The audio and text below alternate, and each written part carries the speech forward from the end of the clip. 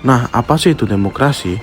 Demokrasi adalah sistem pemerintahan yang menempatkan kekuasaan tertinggi di tangan rakyat, di mana rakyat memiliki hak untuk berpartisipasi dalam menentukan kebijakan, memilih pemimpin, serta menguasai jalannya pemerintah. Nah, secara umum, demokrasi itu berasal dari kata Yunani, yaitu demos dan kratos. Nah, demos adalah rakyat dan kratos adalah kekuasaan atau pemerintahan. Sehingga demokrasi berarti pemerintahan dari rakyat oleh rakyat dan untuk rakyat. Ciri-ciri utama demokrasi adalah: yang pertama, ada pemilihan umum yang bebas, jujur, dan adil.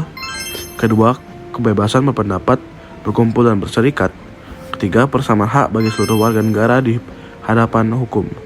Keempat, adanya pembagian kekuasaan eksekutif, legislatif, dan yudikatif. Dan yang kelima, adanya perlindungan HAM atau hak asasi manusia.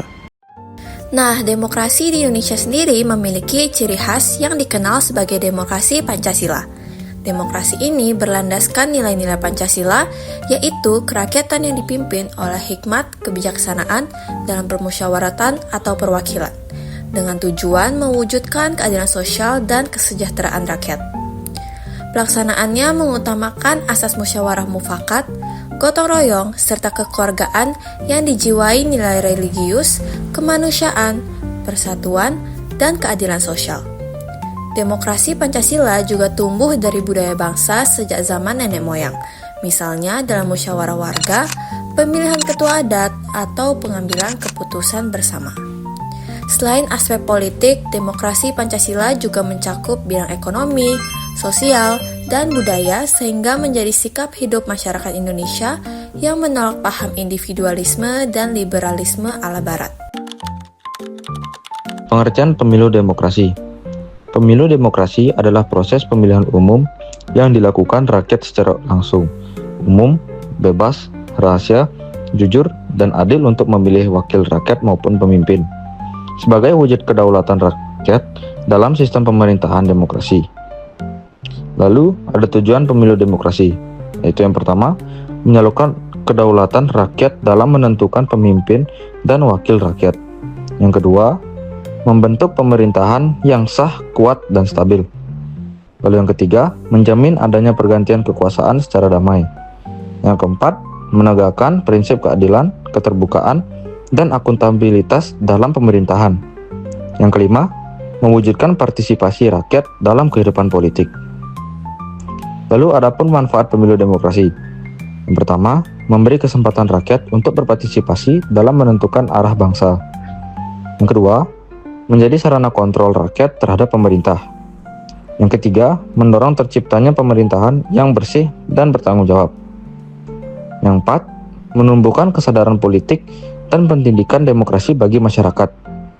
Lalu yang kelima, menjamin hak-hak politik warga negara secara setara. Halo, perkenalkan nama saya Putri Anjalisya Dewi, absen 21 yang akan membahas tentang cara tahapan pemilih pemilu di Indonesia. Nah, ada juga asas dan prinsip pemilu, yaitu asas dan prinsip pemilu yang dilaksanakan berdasarkan dua pedoman utama, yaitu asas pemilu yang dikenal dengan luber judil dan prinsip penyelenggaraan pemilu. Nah, asas pemilu berjudil yaitu adalah prinsip dasar yang diunjungi tinggi oleh semua pihak yang terlibat dalam pemilu, baik memilih maupun penyelenggara. Asas ini tertuang dalam Undang-Undang Dasar 1945 Pasal 22E dan Undang-Undang Nomor 7 Tahun 2017 tentang Pemilu. Nah, juga ada beberapa, yaitu secara langsung, pemilih harus memberikan suaranya secara pribadi di tempat pemungutan suara tanpa pengantara. Umum, semua warga negara yang telah memenuhi syarat tanpa memandang suku, agama, ras, gender, atau status sosial. Dan secara bebas, setiap pemilih bebas menentukan pemilihan tanpa ada paksaan, tekanan, atau pengaruh dari pihak manapun. Nah, rahasia pemilihan pemilu terjamin kerahasiaannya dan tidak boleh diketahui oleh pihak lainnya, dan secara jujur, yaitu seluruh elemen yang terlibat mulai dari pemilih, peserta, hingga penyelenggara harus bersikap jujur dan adil setiap pihak dalam pemilu, baik pemilih maupun peserta harus mendapatkan perlakuan yang setara tanpa adanya diskriminasi. Dan ada juga prinsipnya, yaitu berdasarkan pasal 3 Undang-Undang Nomor 7 Tahun 2017 terdapat 11 prinsip yang harus dipegang teguh oleh penyelenggara pemilu dalam melaksanakan tugasnya, yaitu mandiri, jujur, adil, berkepastian hukum, tertib, terbuka, profesional, akuntabel, efektif, dan efisien. Dan juga ada jenis-jenis pemilu, yaitu pemilu nasional memilih anggota DPRD, DPR, dan presiden untuk wakil presiden. Dan juga ada pemilu lokal memilih anggota DPRD provinsi, DPRD kabupaten, gubernur, dan bupati. Dan ketiganya yaitu sistem pemilihan. Sejak tahun 2004, pemilu legislatif di Indonesia menggunakan sistem proporsional dengan daftar terbuka, di mana pemilih dapat mencoblos nama calon anggota legislatif. Dan ada juga penyelenggara pemilu, yaitu Komisi Pemilu Umum (KPU), badan yang menyelenggarakan seluruh tahapan pemilu. Dan ada juga Badan Pengawas Pemilu atau Bawaslu, lembaga yang bertugas mengawasi seluruh proses pemilu, menangani pelanggaran dan sengketa. Dan yang ketiga itu Dewan Kehormatan Penyelenggara Pemilu (DKPP) bertugas mengawasi kode etik para penyelenggara pemilu.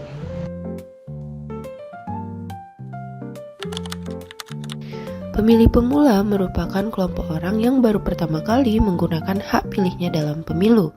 Pemilih pemula berusia sekitar 17 sampai 21 tahun yang biasanya merupakan kelompok pelajar atau mahasiswa. Mereka mempunyai karakter, latar belakang, pengalaman, dan tantangan yang berbeda-beda dengan pemilih sebelumnya. Kelompok pemilih pemula seringkali disebut unik karena perilaku pemilih pemula mempunyai antusiasme yang tinggi, lebih rasional, dan haus akan perubahan. Menjadi pemilih pemula merupakan pengalaman yang penting dalam proses demokrasi. Pemilih pemula harus mampu berkontribusi dalam menentukan pemilih yang berkualitas. Oleh sebab itu, mereka harus melakukan beberapa hal-hal di bawah ini agar menjadi pemilih pemula yang cerdas dan bertanggung jawab. Pertama, memastikan namamu sudah terdaftar dalam daftar pemilih tetap atau DPT. Kedua, telusuri rekam jejak, visi misi dan program kerja para kandidat. Ketiga, cari tahu mengenai syarat-syarat pemilih dan prosedur pemilu. Keempat, hindari money politik atau politik uang dalam bentuk apapun. Kelima, aktif mengikuti informasi perkembangan pemilu. Dan yang keenam, pastikan tidak masuk ke dalam kelompok golongan putih atau golput. Pengalaman menjadi pemilih pemula akan menambah wawasan terkait pentingnya peran warga negara dalam menjaga keberlangsungan dan keberlanjutan demokrasi. Dalam diri diharapkan tumbuh kesadaran akan pentingnya menggunakan hak pilih dalam sebuah pemilu. Selain itu, sebagai generasi penerus bangsa, sudah sejatinya untuk melibatkan diri dalam setiap proses penyelenggaraan negara yang bertujuan untuk mewujudkan negara yang demokratis.